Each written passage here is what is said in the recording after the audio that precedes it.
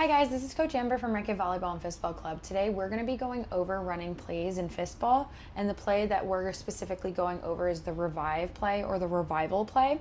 And basically this play is really important when your team is in a really long rally or your striker, whoever that main striker is starting to get a little tired, but you don't want to fully switch them to the other side and make it really obvious. So this is a mid-play tactic that you can use to make it that it's less obvious that your left side striker is getting tired. And a big thing is that if you do it in the middle of the play, then it just looks like you're running a play and that's it, versus if you fully switch serve receive and stuff like that, now it's really difficult for you to hide the fact that your left side striker is starting to get really tired.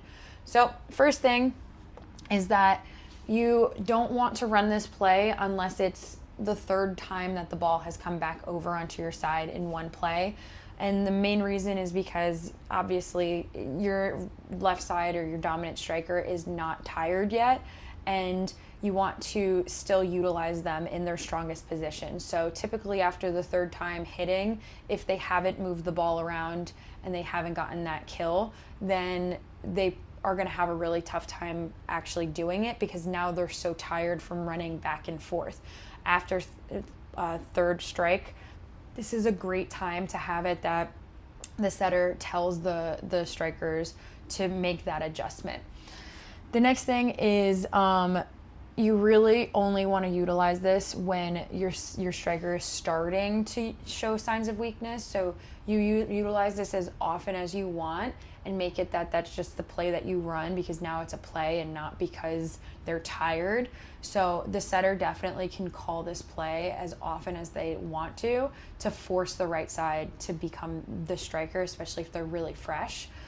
Next is that we want to talk about where you set up when this happens. So typically speaking, we would want to have the ball in system still, which means that the setter is in the white zone and they're somewhere between A and B zone. So that would be where the ball is bouncing somewhere in this area of the field. And the reason why this is really important is because it makes it that when the right side is transitioning, they don't have to travel as far to get around the left side.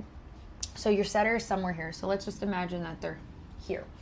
Next person that you want to talk about is your right side. So they're going to be transitioning onto the left of your left side.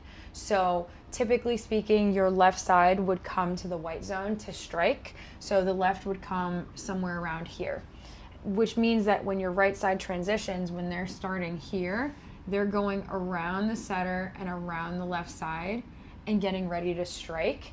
So then they're on the left side. So the defense will be following the left side striker, or they might see the right side and go, why are they over here? But the first thing that they think is not going to be that the left side is tired. They're going to see us running this play, and it's just going to be like, wow, they're just running a crazy play and they're just moving players around left and right, or oh my gosh, they are wasting so much of that energy of that right side that, like, why would they do that? So I feel like the first instinct for the defense would not be to think that the left side striker is tired, and that's kind of what we're trying to hide in this play. So from here, then the setter is capable of setting either of the players. So if a ball goes into the white zone, the left side will hit it. If the ball goes into the blue zone, then the right side will be able to hit it. And then after they're done striking, then the right side will then start playing here, and then the left side will start playing here.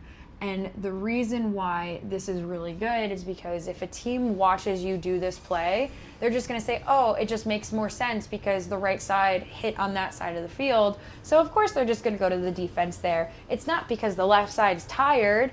Again, that's what we're trying to hide in this play. We don't want them to know that our dominant player is tired, because if they are tired, then the other team figures it out, and then they're just going to serve at them, or they're going to serve at the other striker, the right side, and then force the left side striker to be the striker.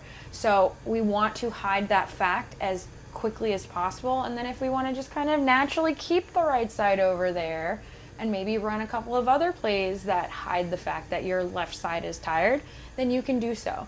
So definitely utilize plays for deception and to maximize how much strength you have on your team.